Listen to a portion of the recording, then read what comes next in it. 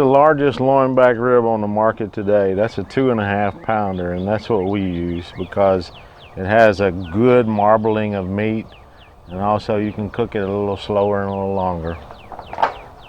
One of the first things we do, now this particular slab, because the ones we buy are already skinned, but if you're going to cook in a rib competition, you're going to have to take the membrane off the back. Well, the easiest way to do it is take a flathead screwdriver, and what you do is you insert the screwdriver right underneath the edge of the bone. You reach in there with your fingers, and you just peel it off.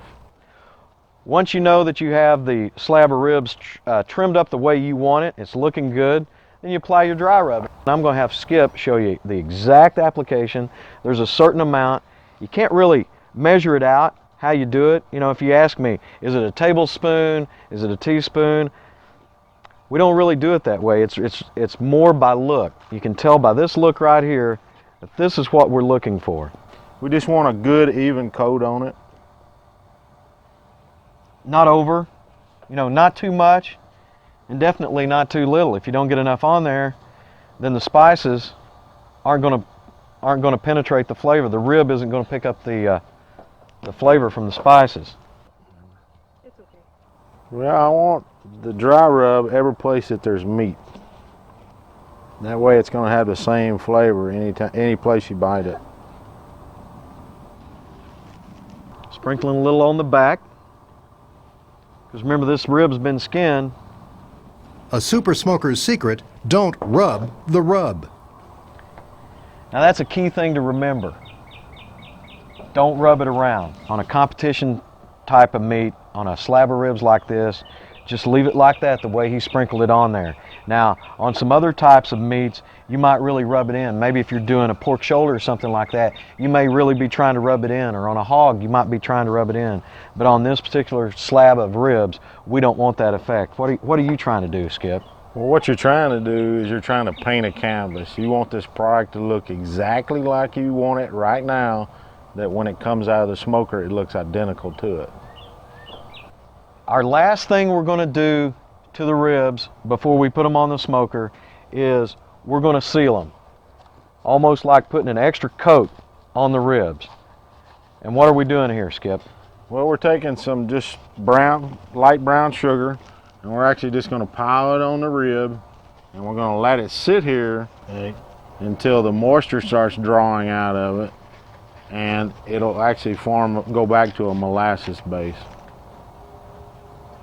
The brown sugar is going to start to liquefy, and it's going to melt down on top of the ribs. When it does that, it's going to put a sheen over the dry rub and keep those nice spices and that great dry rub right on top of the meat, and it's going to help hold it in there so that when it starts cooking, it's going to draw down right down into the meat, right into the bones of those ribs. And one of the things we like to do is just take a light dusting of the rub and put it back on top of the brown sugar, just as an insurance barrier. With the cooker settled at 250 degrees. Just like that, my man. There she goes. We won't see that slab of ribs again for about another 60 minutes. After our ribs have been on the rotisserie smoker for about an hour, it's time to put a mop on them. We have our favorite marinade that we mop our ribs with. You ought to have your own. If you're into competition cooking, here we go. Skip's going to show you how to mop. These ribs are going to cook for 4 hours, so we're going to mop them at least 4 times, once every hour. I guess our true flavor statement is applewood, because we just don't over smoke anything. We like to put smoke on meat. You have to be careful when you cook with hickory, because you can easily over smoke, and it will give you a pretty harsh aftertaste, or a long-lasting aftertaste that'll stay with you for a while. Fruit woods such as apple, cherry, peach won't give you a long-lasting aftertaste. You just have to be careful in their application. Cherry in particular will, if you overuse cherry wood, it will make your meat really dark.